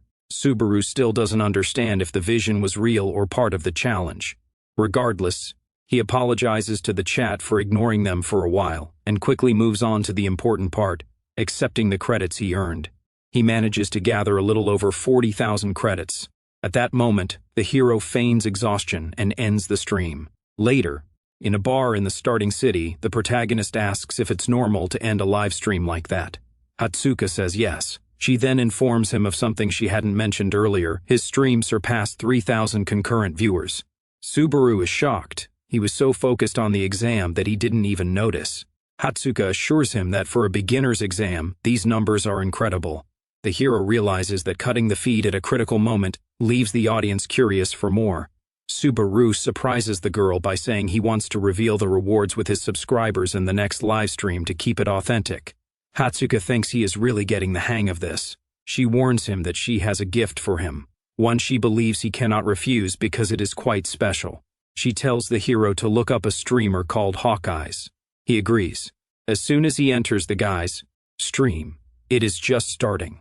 The title is a speculation video. Is the protagonist the second Subaru, or maybe the original? While Subaru was taking the exam, Hokwai had also issued a challenge to the hero. After a brief pause, Hokwai quickly states he has a lot to explain. He declares that the protagonist is Subaru under another name, and that he is sure of it. The hero is curious to know if his manager thinks the same. Hatsuka asks permission to ask a question that might be rude. She knows it is a manager's duty to ask, even if it feels wrong. She asks why the protagonist is a streamer. She questions him because she suspects it isn't just for the money. Subaru thinks for a bit, leaving the girl with her heart racing, but eventually says it is indeed for the money and that there is no other reason. Hatsuka feels embarrassed. She agrees that money is important and apologizes for the question. To move past the awkwardness, she starts talking about the rewards. Hatsuka provides some background on Hokwai, explaining that he is a longtime contractor, and lays out the plan they developed for Subaru's future. It was decided that Hokwai would share his profits with the boy because he would be doing reaction videos to Subaru's live streams. Subaru happily says he only hears good news in this agency. The girl gets flustered, and he notes that this is not a normal bonus. That is why Hatsuka asked if Subaru would be willing to collaborate with Hawkeyes. On the way home, the first thing the protagonist thinks is that maybe he shouldn't keep wearing the mask all the time, and perhaps he doesn't need to be so fixated on money. He feels embarrassed. The more he builds new relationships, the less he knows what he should hide. In any case, for now, with these 40,000 credits, he raises the greed bet to level 4. However, this leaves him with only 120 credits, meaning he will need more money soon. As he lies down, he remembers the upcoming collaboration with Hawkeyes. Speaking of which, he takes out the flower he got from the museum, thinking that his companion must already know about it. In her room at the company, Hatsuka hides her face in her pillow, kicking her feet in excitement over what Subaru said. Her mind invents a noble reason for his desire for money. Surely he has a sick relative or something similar. Despite her curiosity, she shouts to herself that she won't pry anymore. The moment Subaru said that only good things happen with her stuck with her. She replies to the empty room that she likes him too, venting her feelings by punching the bed. She is left with the impression that Subaru is a wonderful and noble person. Sometime later, on the 7th floor of the tower, inside a castle, a person is training his body while watching Hawkeye's stream. Hawkeye is claiming that the hero is like the Subaru of the past. The man training doesn't like that comparison, especially since he doesn't know who the streamer is. A subordinate informs him that Hawkeye is a rookie who already averages 8,000 views. This man, Amon from the Blue Zone, remembers that he used to pull those numbers in the past too. As they discuss the player, Amon understands that Subaru is the guy who supposedly mastered electricity. Watching the recording of the stream, he admits it is impressive because it reminds him of what Sako Shuhei used to say, "Do not let your eyes stray when throwing a spear." Amon explains that he tried to learn everything from the Blue-Eyed Lancer. After all, everyone who was part of that guild was the best of the best. For some reason, people forget that it wasn't just Subaru who was a monster. The entire guild was elite, and their deaths were suspicious. On the screen, Hawkeye continues, saying he doesn't need to explain anything more. Amon and his subordinate get irritated, thinking the streamer is just trying to go viral. Amon turns off the TV immediately and asks why he had to watch that program. The subordinate explains that the guild leader requested it. Thunder is the symbol of the Blue Eyes, and the Blue Eyes are the mother guild of the Blue Zone. The subordinate reveals they managed to get information that the hero is crazy for money. He uncovers a pallet to reveal 100 gold bars. Amon is startled, not because they are spending so much on the contract, but because Subaru only wants cash. Returning to the Thunder Path challenge, the city is destroyed and people need to fix everything. Palis leads the knights in treating the injured and distributing medicine. His worried expression turns to joy when he sees the protagonist arriving after the battle. Palis says they were very worried when he fainted in front of the village. The hero admits he still feels a bit unwell and his friend understands. Changing the subject, the hero asks to talk, so the blonde suggests they chat later. This interaction makes Subaru think Palis is really nice, while the chat is already shipping them, saying the two should get married. Back in his room, the protagonist starts looking at the rewards. First, there is the Heart of Electricity, which increases resistance to thunder and the power of electric attacks. No one in the chat can tell if the protagonist is happy or sad about it, but Subaru is left speechless. The item is perfect for an electricity user. It is truly amazing. Finally, the blonde knight knocks on his door. Subaru tells him to come in. Pelus enters holding a basket of fruit, asking if the protagonist rested well, almost like a caring girlfriend. They ignore the fruit and get straight to talking. Subaru asks if the legends were true. Pelus says apparently yes and thanks him. The hero then mentions he found something on the giant's body, an item called the Heart of Thunder. This news visibly frightens the blonde. Subaru asks if his friend knows anything about it. Pelus says no, but after that reaction, he isn't fooling anyone. Pelus tries to claim that all his knowledge comes from legends, which are usually lies. But he admits he remembers two legends well. The first said that a bearer of thunder would appear and defeat the giant, just as the protagonist did by defeating their leader. The second legend was much older, from the time when gods and giants fought over thunder. This was a legend within a legend, speaking of a war where the giants were defeated. This implies the Heart of Thunder was likely created by someone. The creator doesn't appear in the stories, but the item seems to have a specific purpose. Pelus believes it allows humans to wield lightning, leveling the playing field so they can fight against gods and giants. When the story ends, the system announces that the Thunder Path is over. The hero earns 17,000 achievement points, which increases his thunder skill to level 3. His body begins to shine and the blonde knight becomes desperate seeing him leave. Suddenly, the protagonist disappears. He is teleported to the 3rd floor, called Ordinaril. He materializes there with a kind of teleportation base. The players see the protagonist standing there but are fed up because he is wearing the Narukami mask. A user named Love for Hatsuka sends 1,000 credits congratulating the hero, but he doesn't respond because being in this place triggers a specific memory. In the past, when he first arrived on the 3rd floor, this was where he met Rina. She was embarrassed because she had lost her friends. She asked the hero if he had seen someone tall like him, or maybe someone with a bigger palm. The hero pointed to a corner, saying he had seen them go that way. Rina ran off immediately, but 2 steps forward, she was already lost again and didn't know where to go. Seeing this, the hero offered to help her find her friends, which made Rina very happy. It wasn't as if the protagonist had anything better to do, so the two introduced themselves as they walked. Despite it being a nice memory, he now thinks that if he hadn't helped her back then, maybe she would still be alive. The chat asks what Subaru is feeling. The hero can't explain it well because he feels an immense amount of guilt. So, he simply informs them that the next broadcast will be a collaboration with Hawkeye's Hokwai, and ends the stream right there. Later, in a restaurant on the 3rd floor, someone approaches the protagonist's table. Apologizing for the delay, John explains that he came in Hatsuka's place because, unless the system teleports someone, travel between floors takes time. He introduces himself as the president of the Suiton Entertainment Company. The hero mentions he has heard of him from the manager.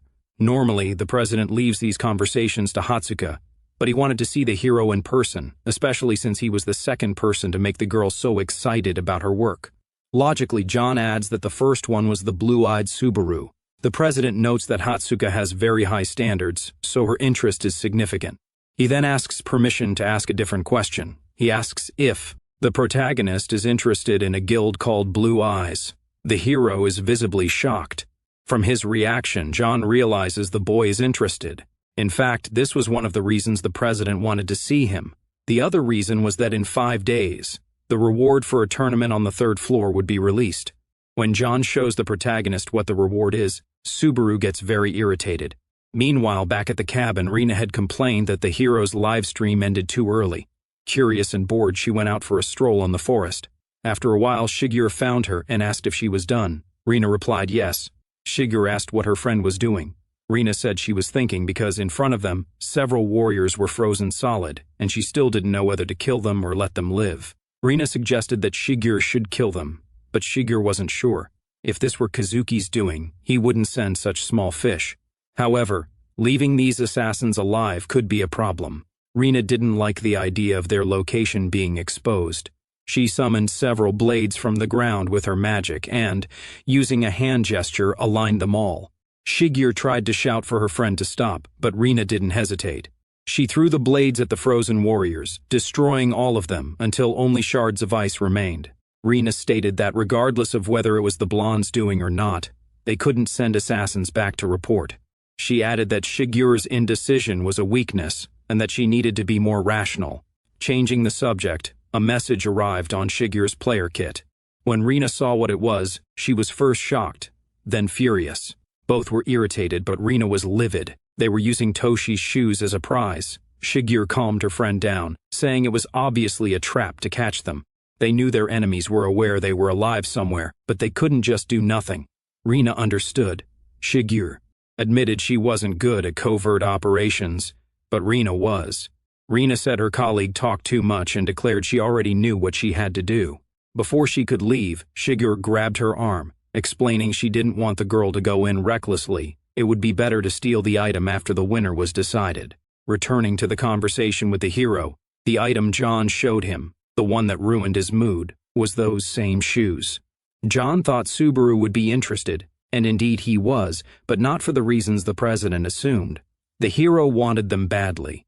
John explains that obtaining them will depend on the result he achieves in the tournament. The president suggests that since the hero is a fan of Subaru, they can create content around his quest to retrieve this item.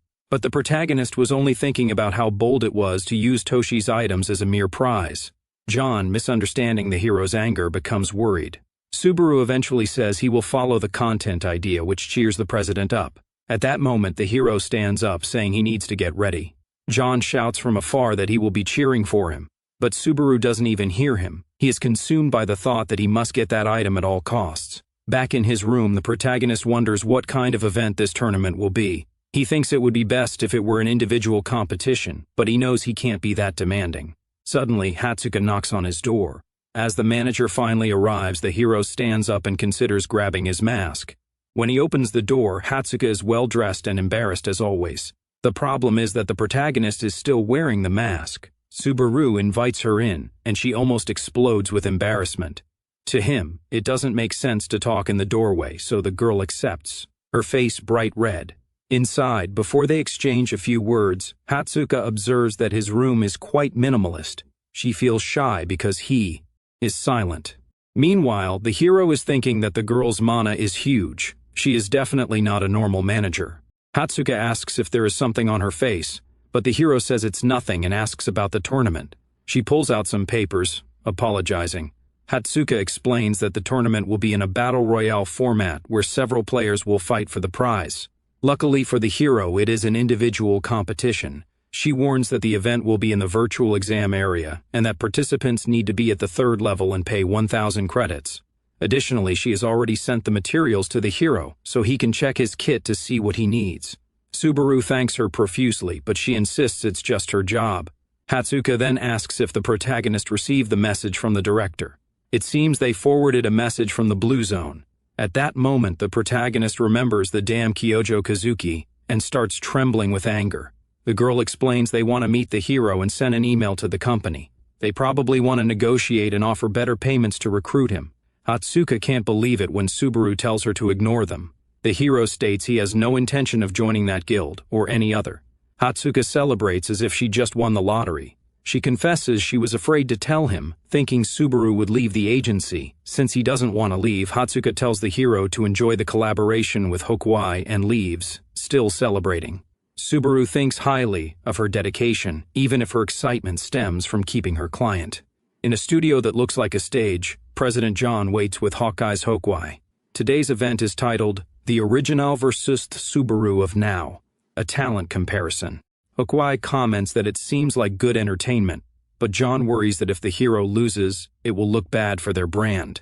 Still, the streamer has no doubt about the skills he has seen, noting that the boy hasn't lost a fight yet. Both understand that success will depend on the protagonist's effort. At that moment, the manager arrives, greeting both of them with Subaru right behind her. Hokuai is happy because this is a chance to boost his own fame. He extends his hand to the hero. Since Subaru seems distracted, Hokuai introduces himself. The protagonist greets him, and Hawkeye mentions he is a fan, even though the hero is a newbie. John asks them to save the chatter for later and start the broadcast immediately. Hokuai starts the stream with 1,300 viewers, saying hi to everyone. Instantly, the view count jumps from 1,300 to 12,000. While a massive jump is good, the pressure is concerning. He reminds the audience that today is the collaboration everyone has been waiting for. The protagonist appears on the screen and introduces himself, making people curious about his face. Hokuai teases the audience, saying that neither he nor the manager saw it. But at least the protagonist answers the question, quipping that he is quite handsome. Hawkeye's Hokuai is anxious because the hype in the live stream keeps growing, but he sees that the vibe is really cool. Subaru also responds that he doesn't have a girlfriend, which visibly relieves Hatsuka. Without further ado, they move to the main event. With 20,000 people watching live, they start the test. A series of lights turn on, revealing several battle robots stationed in the gym. To explain the purpose of the test, the streamer announces that this setup is perfect for gauging the hero's control. Secondly, it is significant because the record set by the real Subaru is still held here. Responding to the chat, the hero says he thinks he can beat the record. Finally, the stationary war machines suddenly activate, and all of them jump toward the protagonist. Despite everything the hero has done, the chat doubts he will beat the record.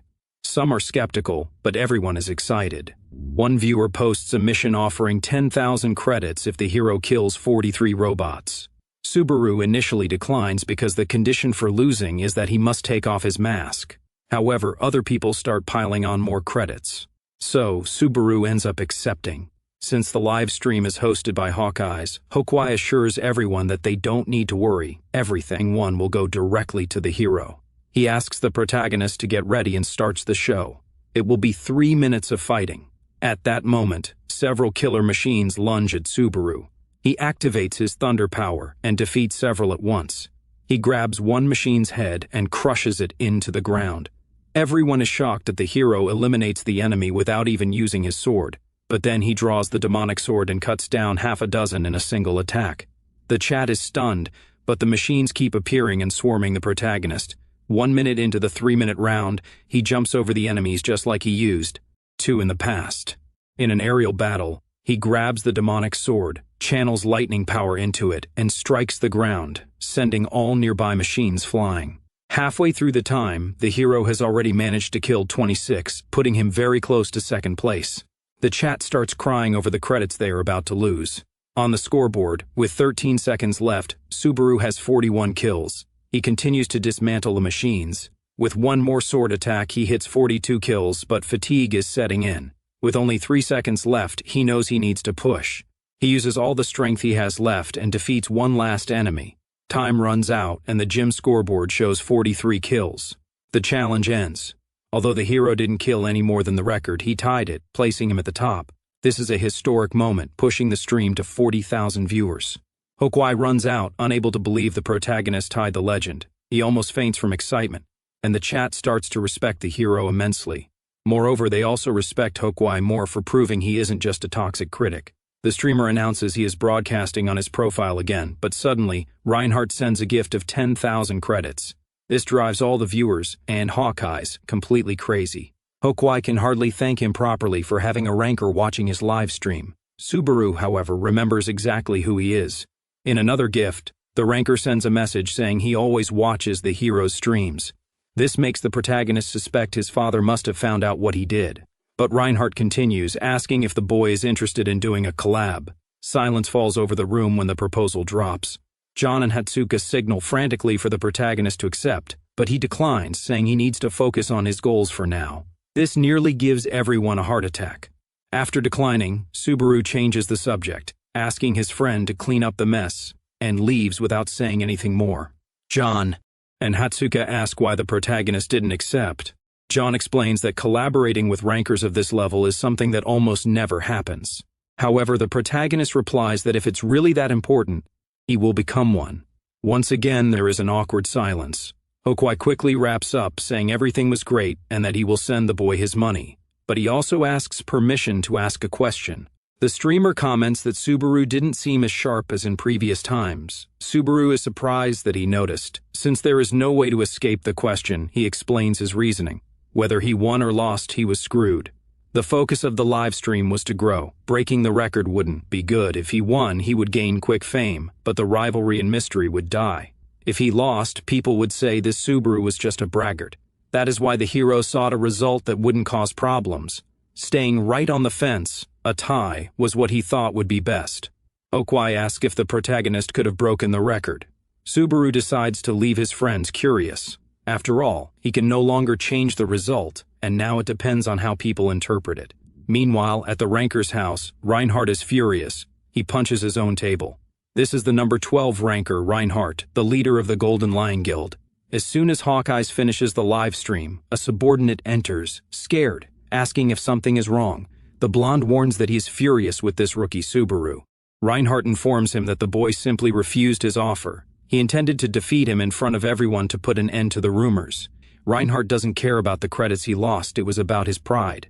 The subordinate grabs the master's player kit to return it.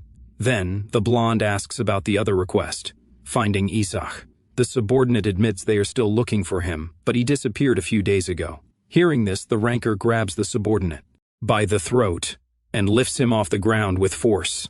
He asks if the henchman is trying to mess with him too. The subordinate almost loses consciousness. At the last second, the ranker throws him against a wall. The boy falls to the ground, badly hurt, but Reinhardt asks if he intends to complain. Terrified, the boy kneels, begging for another chance. The next day, Hatsuka calls her boss, sounding quite tired. When he answers, she says, "Good morning." John immediately starts cursing her out because she can't hide her unenthusiastic voice during such an important conversation. John talks non-stop, but the girl quickly gets to the subject of the collaboration with Reinhardt. She asks if they really need to do it. The boss's opinion is clear. Hatsuka has to try to convince Subaru. Honestly, John admits the protagonist's mindset is good for a player, but Hatsuka hangs up because she has already made up her mind. She can't stop thinking that this will be a good opportunity for the hero, so she decides to try one more time. When she rings the doorbell, the protagonist opens it. He looks like he has a clean face, but in reality he is still wearing the mask. Subaru asks if the girl wants to see his face. She says no, but starts talking so much that it seems like she does. Subaru asks why everyone is so obsessed with Subaru. Hatsuka replies that it might be because he was born with bad stats or just because he is nice, but mostly because he was their hope. She explains that the protagonist may not know this, but when humanity first climbed the tower there was nothing. You could only see monsters everywhere. No money, no food. It was a miracle to survive. But as people climbed, they earned credits, and gradually humanity changed the place. In the past, it was the great players who created the hope that the tower could be conquered, that it was a world they could enter. And the one who played the biggest role in that was Narukami Subaru. His achievements were not just about climbing floors. He was the first person to prove it was possible. The hero asks if the girl thinks that way too. She says she will keep that a secret, just like the boy with the mask. Subaru apologizes for making them talk in the doorway and invites her in. She gets very embarrassed, says she is leaving, and this time she actually does. In the end, she couldn't bring herself to talk to Subaru about the collab, mostly because she was too shy that he kept inviting her in. Sometime later, the hero goes live. Immediately, a flood of people send paid messages asking about collaborations. People also want to know which faction he will choose on the third floor, basically paying for inside information. At the beginning of the third floor test, the system lets you choose between the Ottoman Kingdom and the Conrad Kingdom. The faction changes everything on that floor because each kingdom hates the other. The hero chooses the Conrad Kingdom, a faction chosen by only 3% of players. In the resting area of the Conrad mercenaries on the third floor, the protagonist enters, and the room immediately focuses on him. A bully, waiting to find a newbie to mess with, walks up to the hero and bumps into his shoulder. The problem is that the guy who tries to intimidate the hero is the one who goes flying backward, nearly falling to the ground as if he had hit a wall. The bully shouts, demanding to know where the hero thinks he is going and questioning what his problem is. The hero simply replies that he is the one with the problem because he bumped into him. At that moment, the boy grabs Subaru by the shirt, intending to hit him a few times. This is Vulture, a man known for intimidating E-rank mercenaries. He boasts that he is a B-rank mercenary, but the protagonist simply activates lightning at his feet and delivers a devastating kick to the bully's chin. Vulture flies across the room, crumpling upon impact. When he hits the ground, the laughter in the bar instantly stops. Some patrons are scared, others are intrigued. Vulture's friends don't like this at all. Cowardly, they gang up to attack the hero. The problem is that a few more weaklings don't make a difference. Subaru kicks all of their butts effortlessly. In the end, the person who is interested approaches to praise Subaru. He introduces himself as Raymond, an A-rank examiner. Raymond asks what the hero has done to be so strong. Since Subaru is technically an E-rank mercenary, he says nothing much. The third floor test requires players to take on various jobs as a mercenary and earn 10,000 achievement points, AP. The issue is that completing an E-rank mission barely awards 50 points, so players often spend a year grinding on this floor. Raymond realizes that the protagonist is an otherworlder and notes that there aren't many of them around. Even so, he says he can't give the boy special treatment, especially since he is about to leave. However, Subaru knows a way to pass faster and wants to test it now.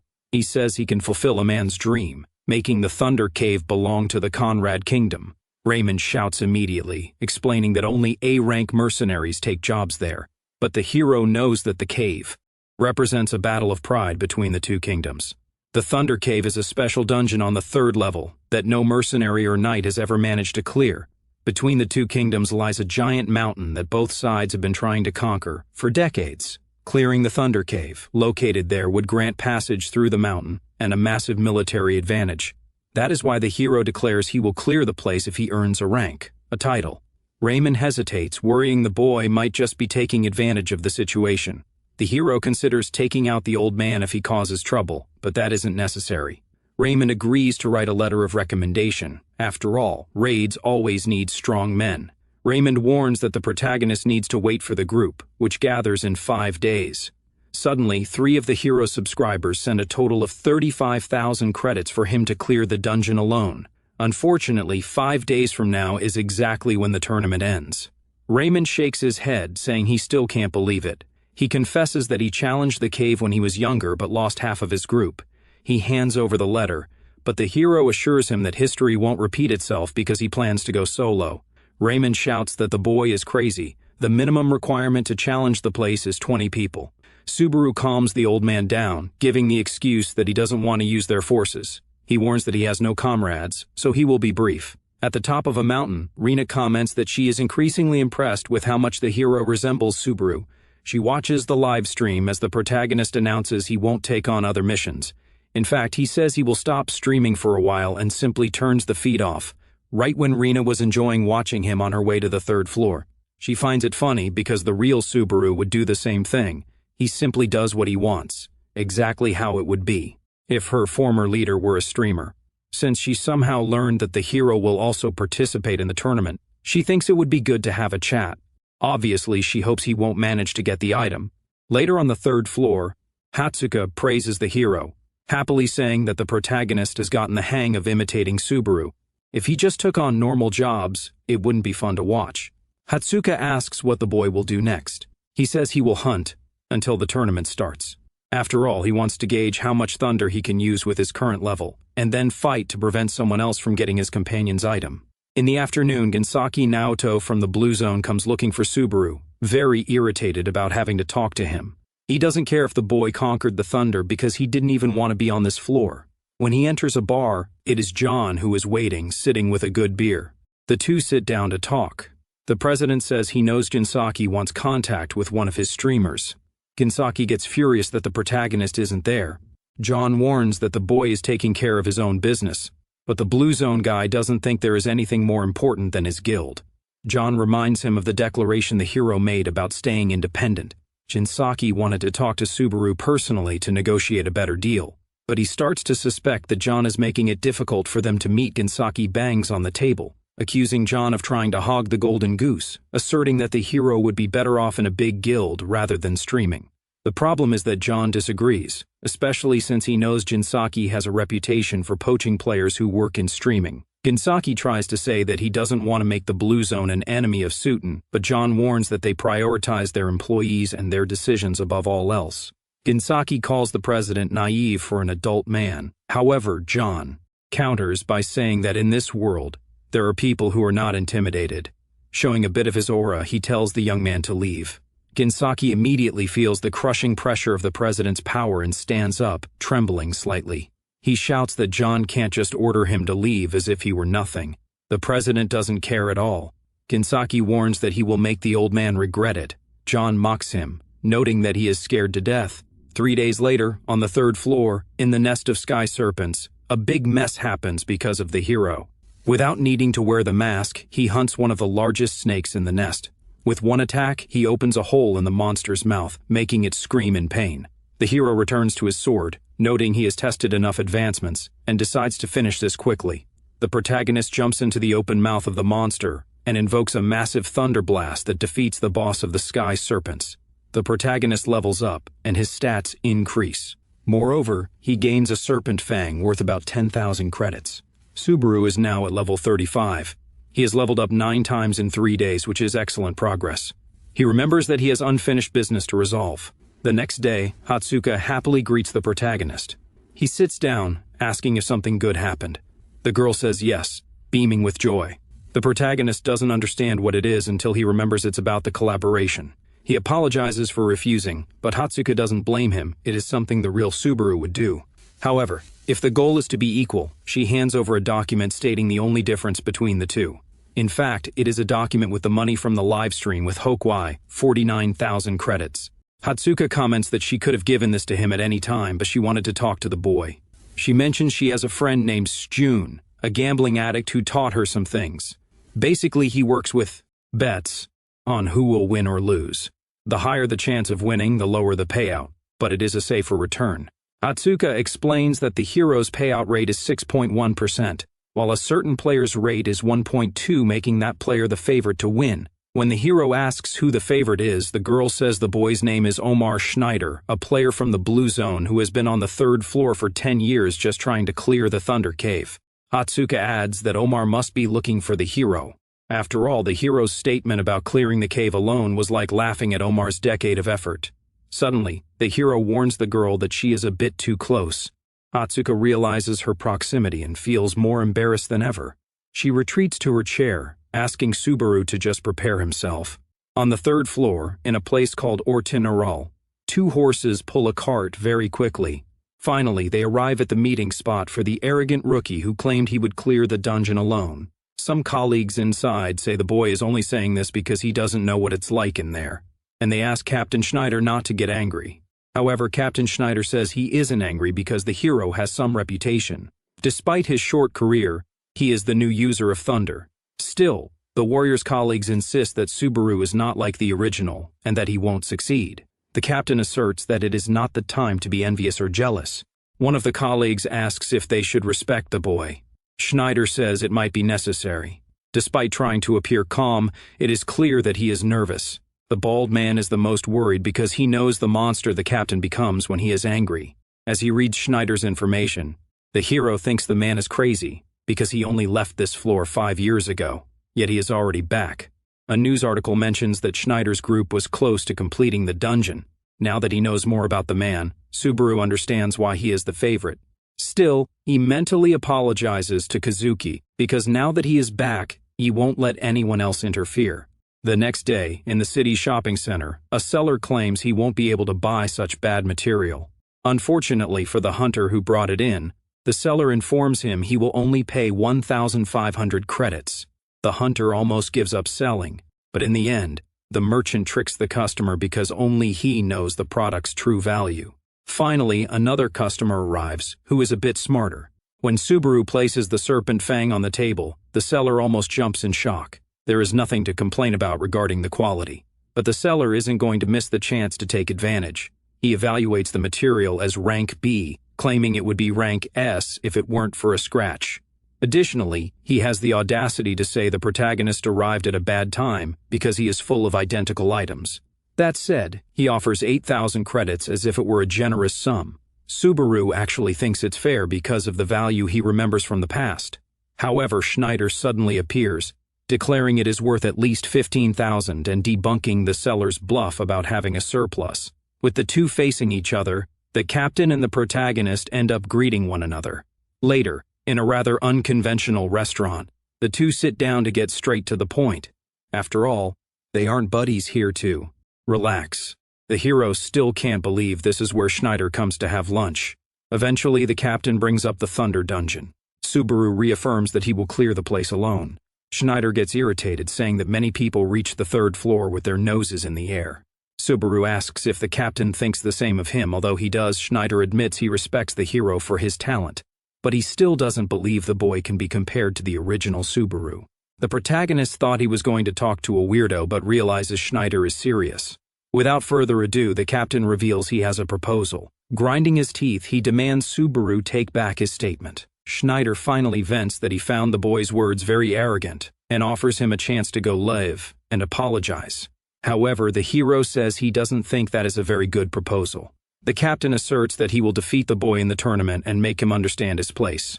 Subaru agrees to the challenge, but he adds a condition. If he wins, he asks the captain to write a report on everything he knows about the dungeon. Despite being a lot of work, Schneider doesn't mind because he is convinced he will win, or at least not lose to the protagonist. He leaves, making the hero think that Schneider must not have spent 10 years there for nothing. At the Suiton Entertainment Company, June jumps in surprise when he sees over 10,000 people watching the live stream. He was watching the start of the tournament broadcast and feels envious because he can't participate, having already passed the 3rd floor. Although the hero is their ally, June thinks it is safer to bet on the captain. However, as a professional gambler, he also believes he shouldn't follow the crowd but rather bet on his instincts. He starts trembling in fear of making a mistake. Just as he is about to change his bet, he accidentally answers a call and throws his phone away in panic, thinking he accidentally bet on Subaru. Shun shouts, accusing Hatsuka of spying on him, but the girl just asks what he is doing. Shun tries to hide that he was betting, but Hatsuka is focused on the tournament. She thinks they should bet everything on Subaru. The boy says they can't be that naive. They need to analyze the odds before betting. Shun yells that Schneider is a much more rational option than Hatsuka's crush. Hatsuka doesn't back down and bets next month's salary on who will be right. But in the middle of the conversation, someone in a hood passes by her, making her lose focus. She hangs up on her friend without saying anything more, leaving June confused because the girl isn't the type to propose bets. Walking in the city center, a subordinate asks the captain what the hero was like. Schneider confesses that he was no amateur. The bald subordinate worries about Schneider losing, but this only makes the captain want to beat him up. Schneider is certain they will settle it in the tournament, and he doesn't believe there is the slightest chance of losing. From the top of a building, a hooded person observes them. She wanted to take a look at the favorite of the competition. It is obviously Rina, and she mentally compliments the captain's sister a bit. Finally, on the day of the tournament, the crowds head to the Colosseum in the city of Ordinaril. Our hero is already inside, standing very close to the entrance. He finally shows his face in the arena and sees a huge audience watching. Apparently, people didn't know the boy was participating. They wanted to vote for him for second place, but suddenly the favorite appears. With his spear on his back, the captain prepares. Everyone cheers, showing they are huge fans of his. Hundreds of people shout Schneider's name. None shout for the hero. As fireworks release, a woman appears with practiced patience. This is Mizuha from the Blue Zone Guild, who will be the presenter of the competition. She explains that the tournament will be divided into qualifiers and main events, with a prize awarded in the final. The girl announces that the shoes were made by Hermes himself, stating they are a symbol of pride for the guild and a legendary relic of Hibiki Toshiya. She invokes magic to display them to everyone. The hero mentally asks Toshiya to wait a bit because he swears he will get those shoes back. In the audience, at least Hatsuka is there supporting him, hoping he goes live. Strangely, the hooded person from before is standing next to her, and Hatsuka swears it is the same one she saw earlier. As Hatsuka hoped, the protagonist starts the live stream inside the tournament. In less than 10 seconds, 3,000 people enter. He apologizes for disappearing suddenly, noting he can barely read the fast-moving chat. Hatsuka sends a mission of 30,000 credits if the hero wins. He thanks her, even though the support in the arena is scarce. Mizuha shouts that it is time. More fireworks explode, starting the tournament. Suddenly, she gathers green magic in her hand and creates a giant orb above the arena. She detonates it, creating a rain of magic. The green energy envelops the entire arena, making the audience proud of her power. Basically, she turns day into night with a wave of her hand. Now, in this magical darkness, the eliminations begin. The system warns that if you die, you are out. The round will end when there are 1,000 survivors left. It states that everyone is an enemy, and the game starts with 10,000 participants. Obviously, no one should make the hero a target in the preliminaries. However, just when he is thinking of conserving energy, several viewers send money for him to farm aura. Because of this, a person suddenly passes behind the hero. He tries to flee, knowing he'll be screwed if he tries to fight now. But what the hero sees isn't a threat. It's a walking pile of money running away. Out of nowhere, 1,500 people are already eliminated. The scene cuts to the captain's perspective. He doesn't care about the small fries. In the elimination round, he only wants to go after the hero. Suddenly, an arrow almost hits him. A guy hiding nearby tried his luck and got very close. But it wasn't just one guy. The attacker wasn't crazy enough to go alone. He has a group of mercenaries with him. A bald man in the group thinks they shouldn't take the risk, but the leader feels confident because it is several against one. Schneider says the plan isn't bad, but they picked the wrong person. Another bald mercenary is the first to try his luck. The moment he finishes speaking, his head disappears, and his lifeless body falls to the ground, driving everyone crazy. No one managed to see how the captain hit him with the spear. Now, Schneider doesn't care to explain. He has seen many tough guys like them, and he is eager to show what happens when people mess with him. In a single attack, another mercenary is blown up. Schneider warns that tricks don't work in the tower. He declares that the only thing protecting people is their own strength, leaving his enemies terrified. And that's where we wrap up today's video. Don't forget to turn on the notification bell so you won't miss out the next video. If you enjoyed this video and want to see more, leave your comment down below. Also, don't forget to drop a like to support our channel and subscribe to stay updates everything that comes out. See you next time. Bye bye and big hug to everyone. I am out.